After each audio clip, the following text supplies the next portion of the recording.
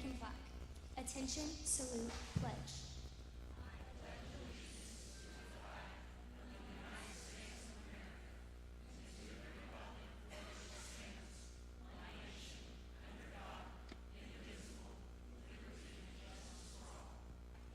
To the Christian flag. Attention, salute, pledge.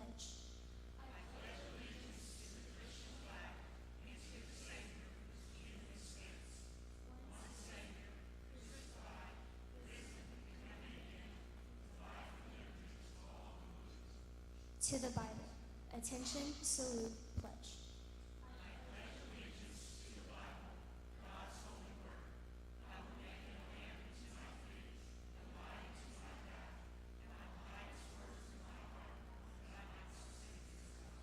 You may be seated.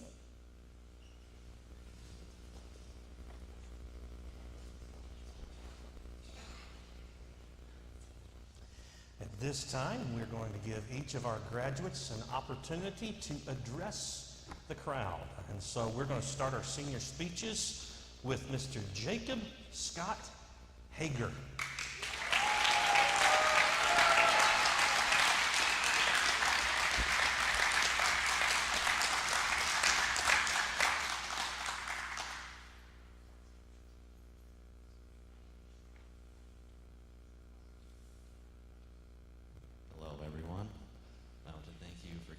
Graduation.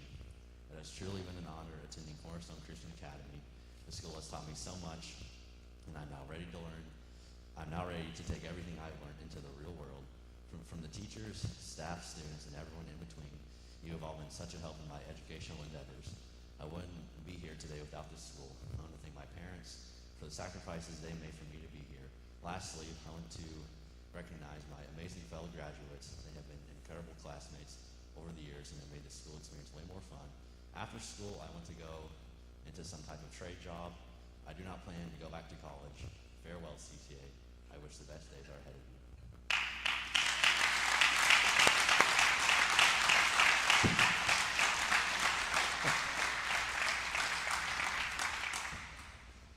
At this time, we're going to recognize Ms. Caitlin Rose Durrett.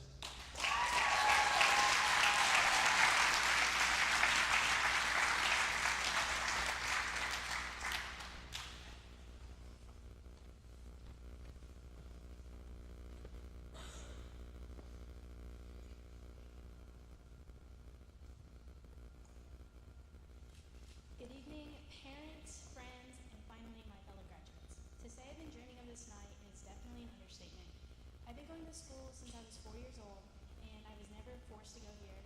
My mom gave me the choice many times to see if I wanted to go anywhere else. And I always said that I wanted to stay here. I couldn't give up the family that I got here. As many of you might not know, I don't have any blood-related relatives, but I definitely got some at Cornerstone. I have Nighy. She was like another grandma to me. She was definitely my favorite teacher who taught me very much. And I am so proud that you're here today, and I'm just great.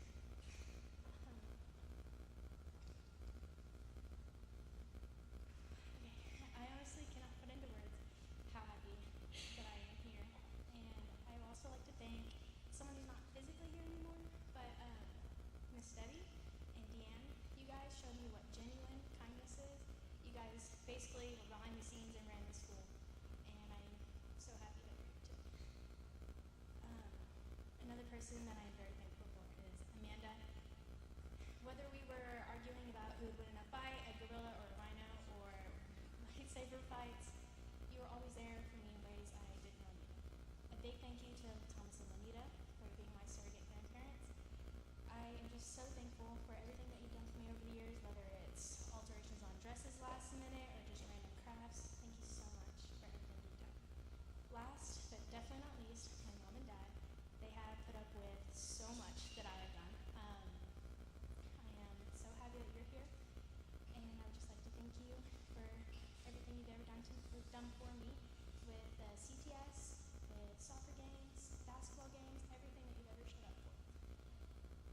And I guess a special little shout out would be Ronan and Elijah. It was definitely embarrassing for Marvel, Lord of the Rings, and Star Wars nerds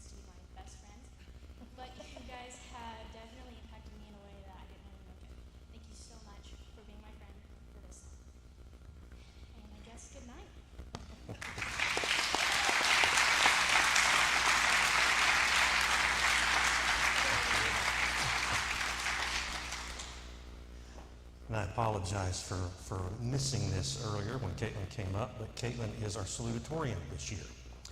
So now we're going to recognize co-valedictorian Elijah James Henson.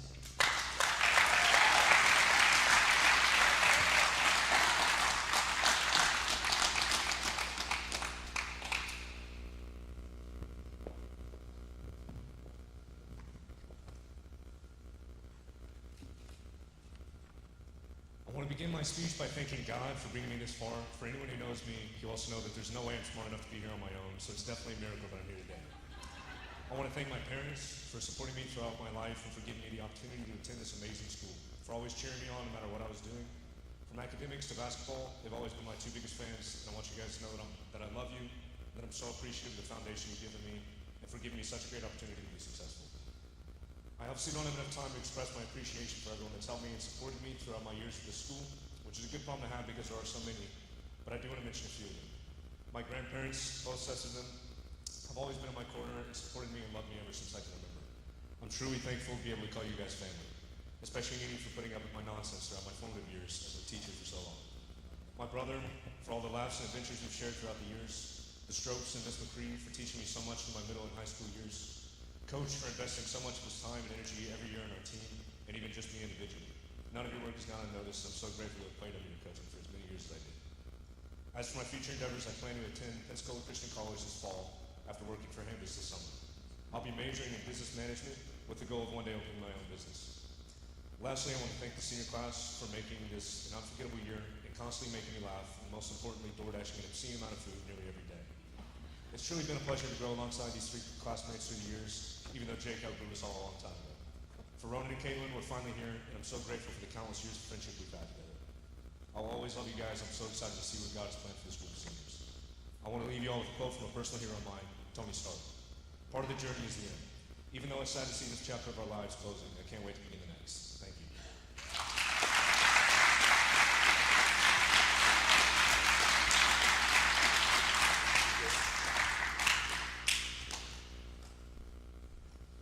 Now I'll recognize our final graduate and the other co-valedictorian of this class. That's my fault. I'm talking into two microphones at the same time. That's what happens when you do that. So I want to introduce our final graduate and the co-valedictorian of this class, Mr. Ronan Isaac Yendell.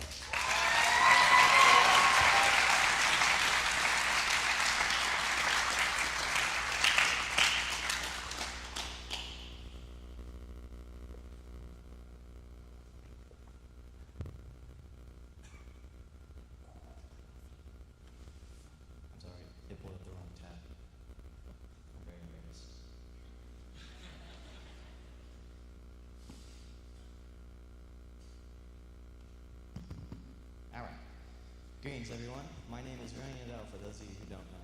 I've attended CCA for 14 years, so the majority of my life has been spent here. And being here so long has yielded a lot of memories, and I have so many people to thank for helping me and guiding me along my high school career. The first on my list is my parents, who have been my biggest help for not just my school career, but my entire life. And they have done so much for me, and they're my biggest role models. I would like to thank Schuler. She's been by my side for the entirety of my senior year, and has done so much to help me whatever it was. She is my biggest support no matter what, and I could not ask for anyone better. My brothers are the two guys that I know, no matter what, I will always have. I could dislike both of them one moment, and then be completely cool with them the next. And I love them both, but I would never tell them that. Both sets of my grandparents deserve so much thanks because they spoiled me, took care of me, and would do anything and everything for me. I would like to thank Miss McCree, who I have had as a teacher since 7th grade, and has helped me a ton in teaching me everything there is to know. I have both of the Strokes to thank. Ellen would take me home after school and didn't even have to. She also taught me. She's a very good teacher. And Connie has been the nicest person ever to me, but will also tell me when I'm in the wrong. I love them both very much. I have Coach, who coached most of my basketball career and has helped me grow as a person, even outside sports, to thank, alongside Mrs. Coach, or Heather, who brought me breakfast before games this year, that does not go unnoticed. My Aunt Jessie is the most fun person to spend time with and a huge help towards me at all times with anything I need. Miss Dean helped me a lot this year with my college work and taught me so much about it. Mr. and Mrs. Henson have both helped me a lot with church and school, whether it was sound or literally always having something to do in first period. They always kept me on task. Last but certainly not least, my number one to thank for everything is God. He has brought me through everything, the reason for all the good, and helps me to get me through all the bad. As far as my plans go for the future, I plan to work at a coffee shop this summer and then go to college for pre-physical therapy. Finally, my main goal is to go to OU and obtain my doctorate in physical therapy. I've been with this class for years now, and I couldn't ask for a better one to spend my last year with. My time here has been nothing short of spectacular, and the people I spent it here with have only made it better. I'm very excited to see where God takes me throughout my future, and I wish all the best for CCA. I'm a huge Harry Potter fan, which was not recognized, so I will leave with this quote from Albus Dumbledore. It matters not what someone is born, but what they grow to be. Farewell.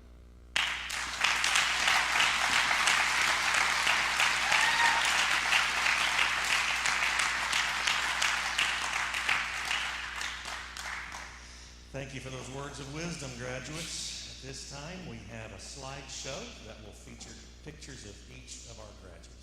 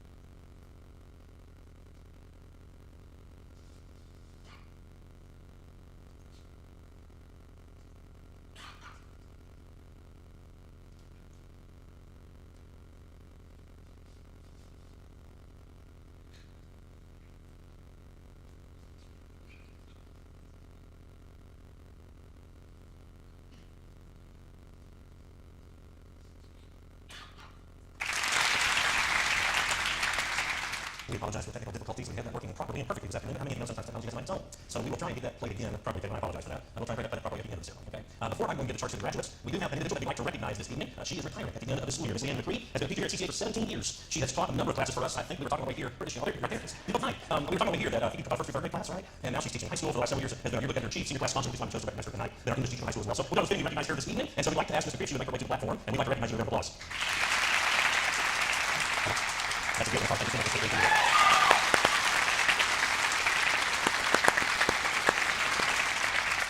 You may be seated. Thank you again, Mr. Cripps, for your dedication to the Lord, and for your service to the school, and for helping make Cornerstone Christian Academy what it is today. So for those of you who may not know me, my name is Zach Benson. I'm the pastor here at Cornerstone Baptist Church, of which Cornerstone Christian Academy is in ministry here. Been a senior pastor for over 2 years. This is my third commencement here at Cornerstone Christian Academy that I've had the opportunity to speak at. This one's a little different for me. It's a little special because one of these 4 graduates is our oldest son, and I may not even look at him as I'm doing this. I had one right now earlier today. I was by myself in my office. I was able to shut the door, David, and get it taken care of. And so we'll see how it goes this evening. I do want to do a little reminiscing on I promise. Just today, my Facebook feed memories showed me that the day was 13 years ago today. Elijah, Kate, and Roman had their K4 graduation. Jackie comes to the 8th grade, so we're here for that. But 13 years, I posted it on Facebook and said, it feels like it's been 13 minutes ago. 13 minutes ago. Time flies, doesn't it? Parents, we all appreciate just how quick the time goes. So let me calm everyone's fears by saying this up front. I don't intend to do more reminiscing, okay? I intend to keep this short. This ceremony is not about me, I understand that. But I want everyone to know that my thoughts this evening are directed at the 4 young people who are graduating. I hope that maybe something that's said, scripture that is shared, may be a benefit to you as well. But these thoughts were prepared with these young people in mind. So, after tonight, life will change. We all know, those of us who graduate from high school, we all know that after your high school graduation, it's time for our culture today. It's kind of a rite of passage where you go from a child to adult. And that's what you guys are doing. I know you all consider yourself adult already. But this is kind of a little more of a formal recognition of that. Up until this point, your lives, the circumstances of your life, for the most part, have been decided for you. But after tonight, sure, the days to come, those decisions will be yours. And they will be your responsibility. They will be your privilege. And in a sense, tonight, you find yourself at a crossroads in your life, one of the greatest crossroads that you'll ever face. It's interesting to think that many, if not all, of the choices that you make in the next few years are going to represent the biggest choices you'll make in your entire life. And they will determine the trajectory of your life. So the question of the hour is, what are you going to do? Where are you going to go? What sort of decisions and choices are you going to make? I have one verse of scripture that's my text for this evening. It's taken from the book of Jeremiah. Jeremiah was a prophet to the two kingdom of Israel. He was a prophet as two kingdom of Judah. He was a prophet to that two kingdom as they were about to go into exile. So he's known as a weeping prophet. He preached and prophesied, or anybody believed what he had to say, or anybody repented, and as a result, he's known as a weeping prophet. And maybe thinking at this point, well, that's a great thing to talk about on that graduation. You guys are celebrating, right? I'm sitting everyone else here to celebrate. And that's not the point of tonight's message. I do want to give us a little context. In chapter 6, Jeremiah is speaking on God's behalf to God's people, and God reminds them of some words that he shared with them in the past. We're going to read this one verse, Jeremiah 6:16. Thus saith the Lord, stand ye in ways, and see, and ask for the old paths, where is the good way, and walk therein, and ye shall find rest for your souls. But they said, we will not walk therein. In many ways, you guys are where the Israelites were, as what Jeremiah's talking about here. You're at a crossroads. You have an opportunity to make many important decisions. We mentioned already many important decisions of your life are going to be made in the next few years. You'll choose your career path. You may choose to go to college and graduate. You may choose professional proficiency in a career pursuit. You'll probably meet and marry your spouse as a result of that career or marriage choice. You may choose to relocate and live somewhere you've never lived before. And all those decisions are just a few years down the road for you guys. Now, you don't have to make all those decisions in a hurry. You don't have to make them all at once, but they are coming. With this in mind, we're going to ask this question in tonight's passage. How do I handle the big decisions I'll face in life? How do I handle the big decisions I'll face in life? There's four answers from this short verse I'm going to share with you quickly. Number one, take time to consider your options. Take time to consider your options. First part of the verse, God is saying, he says, thus saith the Lord, stand ye in ways and see. Don't be impetuous or hasty about the big decisions of your life. Take stock of where you are. Take stock of where you want to be. Take stock of what God's word might be saying, of what decisions you should make. Jesus even talked about this principle when he spoke to crowds who were considering whether or not they should follow him. In Luke 14, there was a crowd there. He says, if any man comes to me, hate not his father, mother, wife, children, brothers, sisters, and own life also, he cannot be my disciple. And Jesus says in verse 28, for which of you, intending to go to tower, sit not down first and counted the cost, whether he has sufficient to finish it. Jesus says in this passage, when it comes to you to follow me, you need to consider your options. You need to take stock of your life, what you want from your life, whether or not you really are willing to sacrifice to serve me. Your decisions have a cumulative impact on your life. You guys are all athletes, so I think this illustration is appropriate. Name for me, think if you can, of a particular moment in all of the practice that you've been involved in all these years that took you from being nothing, you didn't know anything about the sport, to having a level of proficiency you have today. You can't. Because it was a bunch of little things done over and over and over. It was a commitment to small disciplines over a long period of time that got you where you ended up. The same one said the rest of your life. How do I handle the big decisions I'll face in life? Number one, take time to consider your options. Number two, ask good questions. Ask good questions. Next part of Jeremiah 6:16 says, and ask for the old paths. Where is the good way? What does God mean when he says ask for the old paths and the good way? He's talking about a law that he set up at Mount Sinai with Moses. This is the way he intended his people to live. And here's what I'm getting at. Every big decision that you face in your life, the right question to always ask is, what does God's word say about this decision? What does God say about my options? What does God say about this opportunity? How do I learn what God has to say? I learn that from his word. What does God's word have to say about that opportunity? What does God's word have to say about that down there? What do I find myself attracted to? Let me say this is what we're going on. Just because something's old doesn't mean it's valuable. God says here, ask the old ways. And oftentimes young people tend to think something's old, ladies, old ladies, and started. Not so, God word. Not so the truth that you all have had telling you year after year after year, Cornerstone Christian Academy. How do I handle the big decisions I'll face in life? Number one, take time to consider your options. Number two, ask good questions. Number three, recognize that the right choice may not be the easy choice. The right choice may not be the easy choice. Next part of the verse, God says, walk therein, and you shall find rest for your souls. Now, you think about our context again, what God is talking about. Who he's talking to? He's talking to people who have seen most of their nation go into exile. And the children of Israel live surrounded by these pagan, polytheistic, immoral countries and nations. And they see all this happening around them, and they begin to think, well, why can't we have a land? Why can't we do the things that they do? Why can't we enjoy the same pleasures that they enjoy? The Israelites saw these pagan lifestyles seem to bring more immediate pleasure, and they wanted the same thing. They wanted to be happy. They wanted to feel good. So they showed the gods. And about the lifestyles of the nations around them. And course correcting at this point was going to be difficult, inconvenient, and uncomfortable. And oftentimes making the right decision is just that. It's difficult, it's inconvenient, it's uncomfortable, it's not the right decision. God's word gives you the truth. Living for Jesus will be difficult. We talk about this in our biblical worldview passage here. Having a realistic, biblical view of the world. You're going to face challenges. You're going to face disappointments. Jesus says in Luke 23, if any man will come after me, let him deny himself and take up his cross daily and follow me. I can find author this quote, but it rings true. Maybe you've probably heard it. Marriage is hard. Divorce is hard. So choose your heart. Obesity is hard. Being fit is hard. So choose your heart. Being debt is hard. Being financially disciplined is hard. So choose your heart. Life will never be easy. It will often be hard, but we can choose our heart. Choose wisely. And I also add following Jesus is hard. But living a life of rebellion from God's word, especially when you know the right way, that's hard too. And so I encourage you to choose your heart. We're asking a question in this passage. How do I handle the big decisions I'll face in life? Answer number one, take time to consider your options. Answer number two, ask good questions. Answer number three, recognize that the right choice may not be the easy choice. And answer number four, remember that every decision comes with consequences. Last part of the verse. But they, that's God's people in Judah, but they said, we will not walk therein. God said, ask the right questions, ask the old paths, ask the good ways. And he said, nah, we tried that. Hey, that's how we were raised. We've heard that all our life. I would try something else. And what happened? They want you to prioritize temporal desires over eternal blessings. They want to feel good right now. They want to enjoy all the world had to offer. Those that thought we made the follow God, they probably think under the reigning Messiah, the last righteous king of Judah. And yet they all even knew all this. But their choice to rebel led them to bondage and regret. Psalm 137. So believe probably written by someone who lived during the lifetime of Jeremiah. Scholars believe it was written at the occasion of the return of these inhabitants of Judah. There's only two tribes left at this point, and they're getting ready to be taken into exile. And Psalm 137 is written after all that's over with, and someone's looking back at when they were taken into exile. And they say this in Psalm 137 verse 1. By the rivers of Babylon, there we sat down. Yea, we wept when we remembered Zion. We hang our hearts upon willows in the midst thereof. Listen to this. For they that carry us away captive, that's the Babylonians, required of us a song, and they that wasted required of us a verse saying, sing us one of the songs of Zion. And then the psalmist asks, how can we sing a song? In a strange land. These Babylonians, they carried them off captive. These pagans, they're taking them away. And these Babylonians, they're in a good mood. They're snappy music. And so you always ask these Israelites to sing us some of the songs of God. Sing us some churches. And there in that moment, the psalmist says, we wept with regret when we remembered the opportunities that we had been given, the light of the truth that instilled in our hearts and minds, and we ignored it all. And now we face the consequences of those decisions, and we weep with regret. And realize how long they were until it was too late. Now people need hasten to finish. You're trying to close. God blessings are worth the wait. God blessings are worth the wait. You all know how much I like to eat. We talk about food in Bible class regularly. You all know that one of the ways you can get this attention off of getting into the actual Bible study is talk about food, right? And all year long, we ask what's your favorite food, what's your favorite burger, what's your favorite like to say. All these stuff is stuff we talk about. I love to eat. You know something I learned about eating? The really good meals, they become. I can be hungry, famished. Maybe a hot pocket. Well, not a hot pocket. 2 or 3 hot pockets tonight. In a microwave. And once they cool down enough to keep from sitting in the hospital with 30 burns, once that happens, I can eat it and I can feel my belly. But, you know what I like I like to know this about this food. You know about your mom's lasagna. My sister makes the best lasagna. I told you the recipe from her mother. But her lasagna is not good. Her lasagna is the best. It's the best. I love that lasagna. I often think about it. Think fondly about it. Enjoy that lasagna. It's one of my favorite things in the world. You know, that lasagna, it takes some time to make. Not as easy. Popping a hot pocket in the microwave. Fill my belly. I'm hungry right now. I'm just going to get whatever I can take. Just fill it now this way and feel full, feel satisfied.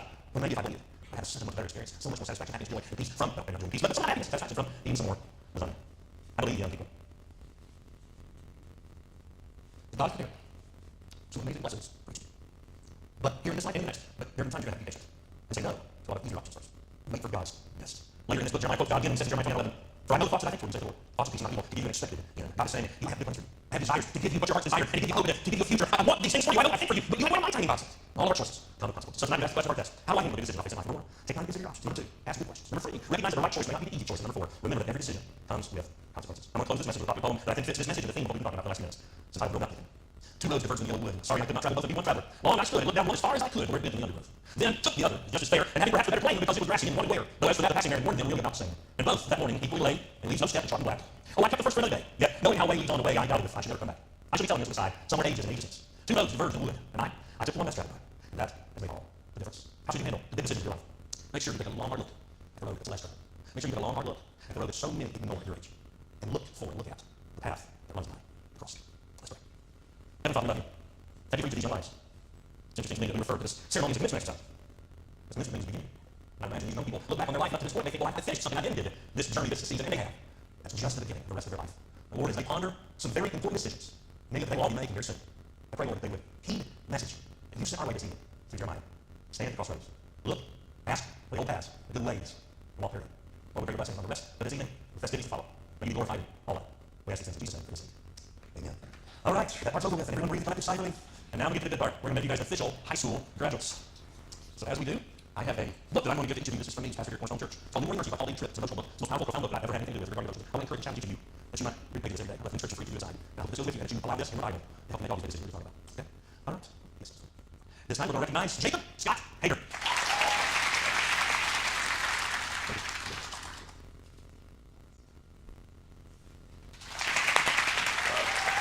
Next is our salutatorian, is Caitlin Rose Durrett.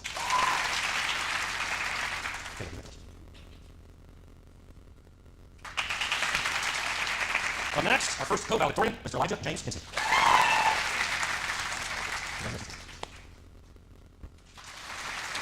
And finally, our other co-valedictorian, Mr. Roman Isaac Yendel.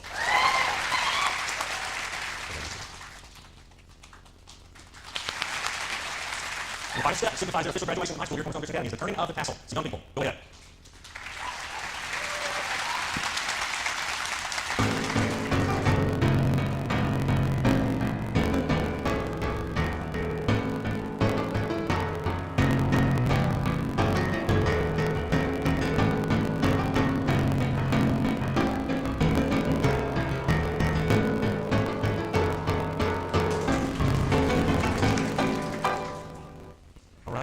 Before we officially complete our ceremony, we have that slide ready to go? Okay, we're almost there. Okay, guys.